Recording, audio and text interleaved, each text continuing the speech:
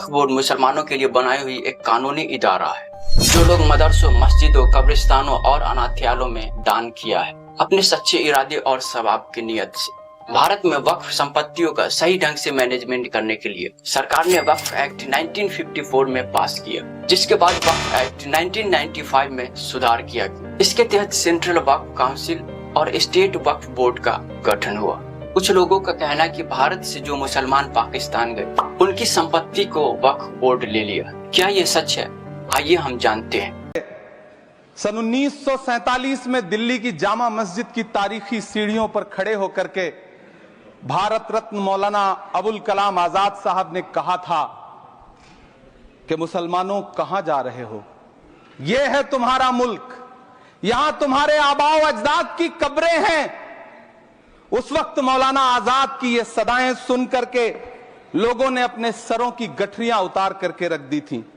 आज उसी दिल्ली में मौजूद देश की संसद में एक बिल आया है जो हमसे उसी जामा मस्जिद की सीढ़ियों के सबूत मांगेगा, जो उन्हीं सीढ़ियों के पास अपनी कब्र में सोए हुए मौलाना आजाद को फिर से कब्र से सदा देनी पड़ेगी कि ये जो कब्र है वो मेरी कब्र है, ये किसी सरकार की जागीर नहीं है। सभापति महोदय, मैं जहां खड़ा हूं इसी संसद भवन के सामने सड़क के उस पार अपनी कब्र में सोए हुए भारत के पूर्व राष्ट्रपति फखरुद्दीन अली अहमद की कब्र है। शायद अब उस कब्र से भी सदाएं आए कि ये कब्र मेरी कब्र है, ये सरकार की जागीर नहीं है। सभापति महोदय, मैं वक्फ कानूनों में किए जा रहे संविधान विरोधी बदलावों के खिलाफ बोलने के लिए खड़ा हुआ हूं। संविधान का आर्टिकल 14 हो, 29 हो, 30 हो, चीख चीख कर कहता है कि देश में सब बराबर के हकदार हैं। आर्टिकल 26 कहता है कि सबको अपने अपने मजहबी कामों के लिए मंदिर, मस्जिद, गिरजाघर, गुरुद्वारों का निर्माण करने का हक है और उसका रखरखाव का भी हक है। लेकिन डॉक्टर बाबा साहब अंबेडकर के संविधान को हर दिन कुचलने वाली ये सरकार देश के मुसलमानों से नफरत में इतनी अंधी हो गई है कि खुलेआम देश की संसद में देश सरकार के माइनॉरिटी मिनिस्टर साहब और होम मिनिस्टर साहब झूठ बोलते हैं और देश को गुमराह करते हैं, झूठ शब्द असत्य बोलते हैं। सरकार ने इस बिल का नाम उम्मीद रखा है। मंत्री जी कल से इसे देश के मुसलमानों के लिए नई उम्मीद बता रहे हैं। नहीं मंत्री जी, न तो ये बिल मुसलमानों के लिए नई उम्मीद है और न ही उम्मीद की नई किरण। सभापति महोदय, भाजपा ने पूरे देश में वक्फ के नाम पर कई सारे झूठ फैलाए हैं। आइए आज उनकी सच्चाई पर बात करते हैं।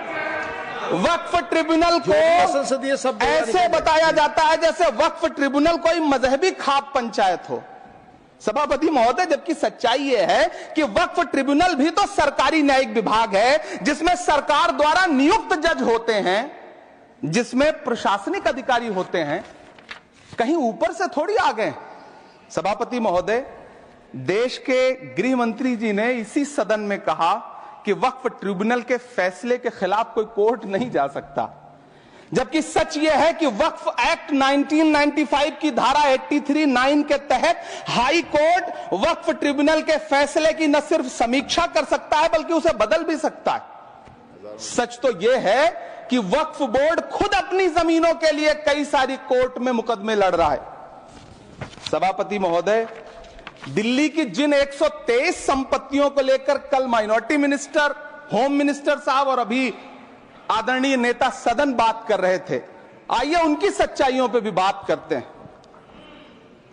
1911 में जब अंग्रेजी हुकूमत ने कोलकाता के बजाय दिल्ली को राजधानी बनाने का फैसला किया तो रायसीना हिल्स के चारों तरफ जो मुसलमानों की ढेर सारी जमीनें थी उनको एक्वायर किया गया और लुटियन को इसकी तामीर की जिम्मेदारी सौंपी गई। सेंट्रल विस्टा की तरह लुटियन जोन का मेगा प्लान तैयार हुआ, लेकिन उस वक्त के मुसलमानों ने उस वक्त की अंग्रेजी हुकूमत से अपनी इबादत गाहों को बचाने के लिए लड़ाई लड़ी। मामला ब्रिटिश गवर्नमेंट तक पहुंचा। तब यह तय हुआ कि वो जो धार्मिक स्थल हैं उन्हें जस का तस रहने दिया जाएगा। इंडिया गेट के बगल वाली मस्जिद हो, जाप्तागंज, सुनहरी बाग मस्जिद हो, पार्लियामेंट रोड वाली मस्जिद हो, ऐसी 123 संपत्तियों के मैनेजमेंट के लिए 1913 में मुसलमान वक्फ वैलिडेशन एक्ट बना और उसके बाद एक नया शहर बसाया गया जिसे लुटियंस जोन का नाम दिया गया। फिर 1943-45 के बीच एक और समझौता हुआ आजादी से पहले, उसके तहत काफी सारी वक्फ जायदादों को सुन्नी मजलिस औकाफ बनाकर उसके अंडर किया गया ताकि उसकी देखरेख की जा सके। गृह मंत्री जी 2 दिन से सदन में जो बात कह रहे हैं वो दरअसल 123 संपत्तियां उसी सुन्नी मजलिस औकाफ के तहत आती है। सभापति महोदय, आजाद भारत आजाद हुआ। आजादी के बाद भारत में 1954 में वक्फ एक्ट लागू हुआ, जिसकी धारा 9 के तहत 1964 में केंद्रीय वक्फ काउंसिल का गठन हुआ। दिल्ली की वही 123 प्रॉपर्टीज को 1970 में सर्वे गजट करके गजट नोटिफाई किया गया। इसके निपटारे के लिए पूर्व प्रधानमंत्री इंदिरा जी के द्वारा 1974 में एक बर्नी कमेटी बनाई गई। बर्नी कमेटी ने 1976 में इन 123 संपत्तियों को दिल्ली वक्फ बोर्ड की संपत्ति होने की रिपोर्ट सौंपी। उस रिपोर्ट के आधार पर 1984 में कांग्रेस सरकार ने उन 123 प्रॉपर्टीज को दिल्ली वक्फ बोर्ड को सौंपने का फैसला किया, जिसके खिलाफ विश्व हिंदू परिषद कोर्ट गई। मामला 2011 तक पेंडिंग रहा। फिर 2011 में कोर्ट ने सरकार को आदेशित किया कि इसका निपटारा करो। तब 2013 में तत्कालीन यूपीए सरकार ने दिल्ली की उन्हीं 123 जायदादों को बर्नी कमेटी की सिफारिशों के मुताबिक वक्फ बोर्ड के हवाले किया। यही वो प्रॉपर्टीज हैं जिनके नाम से गृह मंत्री जी कल से कांग्रेस को कोस रहे हैं। फिर आई 2014 में भाजपा की सरकार, जो तब से इन जमीनों को हड़पने की साजिश कर रही है। जिस बिल को मुसलमानों के हुकूक की हिफाजत करने वाला बिल बताया जा रहा है, उसी को पेश करने के लिए और उस पर बात करने के लिए लोकसभा में भाजपा सरकार के पास एक भी मुस्लिम सांसद नहीं है। जिस वक्त, मैं लोकसभा कह रहा हूं, सुना करिए, जिस वक्फ बिल को मुस्लिम महिलाओं को हक दिलाने वाला बताया जा रहा है, उसे संसद में पेश करने वाली पार्टी के पास न तो राज्यसभा में, न लोकसभा में, न देश की किसी विधानसभा में एक भी मुस्लिम महिला सदस्य नहीं। कल किरण रिजिजू जी कह रहे थे कि रेलवे की जमीनें देश की जमीनें हैं, डिफेंस की जमीनें देश की जमीनें हैं। हां मंत्री जी, हैं, बिल्कुल हैं। ये जो वक्फ की जमीनें हैं, ये हमारे पुरखों ने धार्मिक कामों के लिए डोनेट किया है, तो हम भी तो इसी देश के नागरिक हैं, हम भी तो इसी देश के बेटे हैं, तो वक्फ की जमीनें भी तो इसी देश की जमीनें हैं। उनको पराया क्यों बोलते हैं आप? सभापति महोदय, अशफाकुल्लाह खान जब फैजाबाद की जेल में फांसी के फंदे पर झूल रहे थे, तो इसी देश की जमीन के लिए झूल रहे थे ना। सभापति महोदय, अंडमान की जेल में काला पानी की सजा काटकर अपनी जान देने वाले मौलाना फजले हक खैराबादी हो या शेर खान अफरीदी हो, वो भी तो इसी जमीन के लिए अपनी जान दे रहे थे ना। सभापति महोदय, पाकिस्तान के खिलाफ लड़ते हुए अपनी जान देने वाले महावीर चक्र विजेता ब्रिगेडियर उस्मान हो या पाकिस्तान के पैटर्न टैंक उड़ाने वाला परमवीर चक्र विजेता वीर अब्दुल हमीद हो, वो भी तो इसी जमीन के लिए अपनी जान दे रहा था ना। और मंत्री जी, मैं इस सदन में अलल ऐलान ये कहता हूं कि जब भी इस देश की जमीन को लहू की जरूरत होगी, आपसे 2 कदम आगे इमरान खड़ा मिलेगा, ये मैं आपसे यकीन दिलाते हुए कह रहा हूं। सभापति महोदय, मैं सरकार से कहना चाहता हूं, हमसे हमारी इबादत गाहें तो मत छीनिए ना, हमारे घरों पे बुलडोजर तो मत चलाइए ना, हमारी कब्रों में तो हमें सुकून से सोने दीजिए ना। सभापति महोदय, माइनॉरिटी मिनिस्ट्री का बजट कट करके, मुस्लिम बच्चों की स्कॉलरशिप बंद करके अब सरकार कह रही है कि हम वक्फ की आमदनी से गरीब मुसलमानों का भला करेंगे। गुजरात की बेटी बिल्किस के बलात्कारियों की रिहाई के बाद उन्हें माला पहनाने वाली लोगों के नेता ये कह रहे हैं कि यह बिल मुस्लिम महिलाओं को उनका हक दिलाएगा। धन्यवाद मोदी जी, क्या बढ़िया सौगातें मोदी दे रहे हैं आप। पहले हमें गुजराते मोदी दिया, आप सौगातें मोदी दे रहे हैं।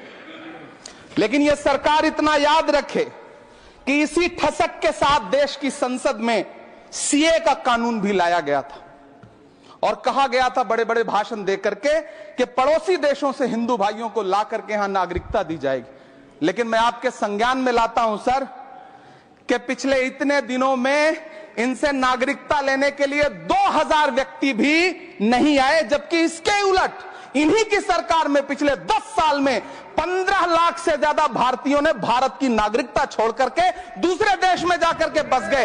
यह हुआ उस कानून का अंजाम।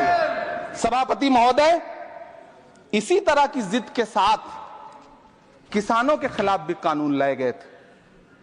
जिस तरह आज वक्फ के फायदे गिनाए जा रहे हैं, उसी तरह से किसानों को भी कृषि कानूनों के फायदे गिनाए गए थे। लेकिन अंजाम क्या हुआ? 700 किसानों की शहादत लेने के बाद सरकार को अन्नदाता किसानों के सामने घुटने टेकने पड़े और कृषि कानून वापस लेने पड़े। जिल्ले इलाही, जमहूरियत जो है वो नफरत और ठसक से नहीं चलती है, अकड़ से नहीं चलती है, उसमें सबकी हिस्सेदारी जरूरी है। कल देश के माइनॉरिटी मिनिस्टर ने लोकसभा में खड़े होकर एक शेर सुनाया था कि मुझसे कोई बदगुमान न हो, तो मैं उन्हें एक शेर सुनाना चाहता हूं कि मैं आज जद पे हूं तो इतना खुशगुमान न हो, मैं आज जद पे हूं तो इतना खुशगुमान न हो, चिराग सबके बुझेंगे हवा किसी की नहीं। नीतीश कुमार जी हो, चंद्रबाबू नायडू जी हो, चिराग पासवान जी हो, जयंत चौधरी जी हो, देवे गौड़ा जी हो, जीतन राम मांझी जी हो, सबको समझना पड़ेगा कि जब जंगल में आग लगती है तो न वो बरगद बचते हैं जो हवा को आंधी में तब्दील करते हैं, न वो बांस बचते हैं जो आपसी रगड़ से चिंगारी पैदा करते हैं। सभापति महोदय, जब देश को मनमोहन सिंह साहब जैसा काबिल प्रधानमंत्री मिलता है तो देश को आरटीआई जैसा एक्ट मिलता है, सेज जैसा एक्ट मिलता है, मनरेगा जैसा एक्ट मिलता है, लिबरलाइजेशन मिलता है, राइट टू एजुकेशन मिलता है, नेशनल फूड सिक्योरिटी एक्ट मिलता है। लेकिन जब देश को सौगातें मोदी मिलती है तो क्या मिलता है? सीए मिलता है, फॉर्म्स लॉ मिलता है, आर्टिकल 370 मिलता है, इलेक्टोरल बॉन्ड जैसा एक्ट मिलता है और वक्फ अमेंडमेंट एक्ट जैसे बिल देश को मिलते हैं।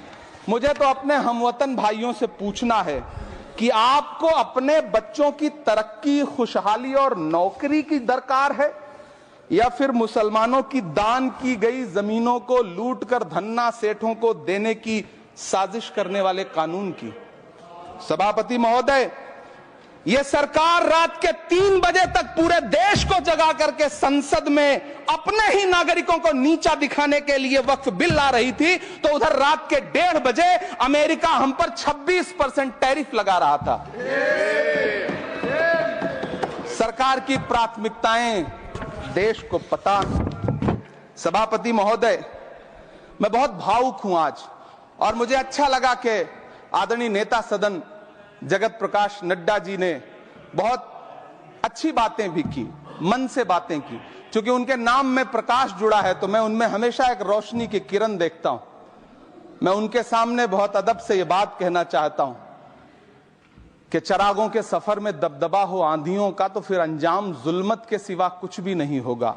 यह दुनिया नफरतों के आखिरी स्टेज पर है, इलाज इसका मोहब्बत के सिवा कुछ भी नहीं होगा। मैं भावुक हूं, मेरी पलकें गीली हैं।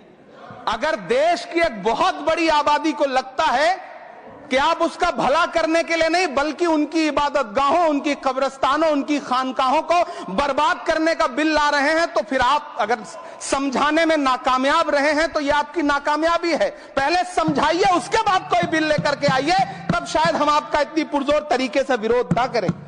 लेकिन सभापति महोदय, मैं अंत में सिर्फ इतना कहना चाहता हूं कि इस बिल में जो भी पॉइंट्स दिए गए हैं, बॉम्सी पोर्टल देख लीजिए, सरकार का झूठ आपको पकड़ में आ जाएगा। हम डरे नहीं हैं, हम सिर्फ सरकार से अपील कर रहे हैं कि हमें अपना समझिए। हम आपके अपने हैं, इस देश के नागरिक हैं और आप ताकत में हैं। संख्या बल के आधार पर बिल हो सकता है आप पास करा ले, लेकिन आपको यह बात समझनी पड़ेगी कि हम तो वो तारीख हैं, जहनों में रहना है जिसे कागजी पुर्जे नहीं जो फाड़ डाले जाएंगे। जिस जमीन पर मैं खड़ा हूं यह मेरी पहचान है। आप आंधी हैं तो क्या मुझको उड़ा ले जाएंगे? आपको यह बात समझनी पड़ेगी।